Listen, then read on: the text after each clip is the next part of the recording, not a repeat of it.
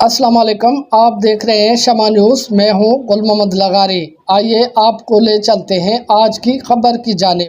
محرم الحرام میں شہدائے کربلا کو سلام عقیدت پیش کرنے کے ساتھ ساتھ مختلف اسلامی روایات پر عمل درآمد کیا جاتا ہے۔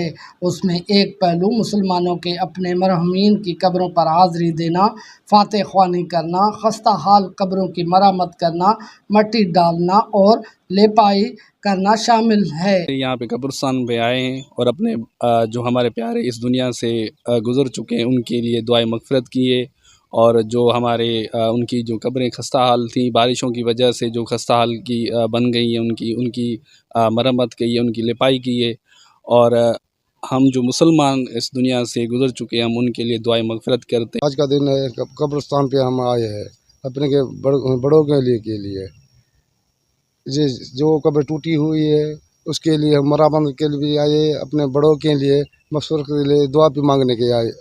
اور ہم قبرستان میں ہم اپنے پیاروں کی جو ہے قبروں پہ لیپائی وغیرہ کرتے ہیں اور کل وغیرہ پڑھتے ہیں، تو اس حوالے سے آئے ہیں اور لیپائی وغیرہ کیے۔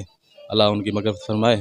اور اس سال بھی 9 محرم کو ہم اپنے پیاروں کی قبروں پر آئے ہیں، جو قبروں کی لیپائی وغیرہ کی ہے، ان کی مرمت کی ہے اور ان کے لیے کل پڑھے ہم نے اور دعائے مغفرت کی ہے۔ قبرستان پر کچھ افراد اپنے پیاروں کی قبروں پر بیٹھ کر قرآن کی تلاوت کرتے ہوئے دکھائی دیتے ہیں، تو کہیں پر ننھے منھے بچے اگربتیاں اور دعائیں کرتے ہوئے دکھائی دیتے ہیں۔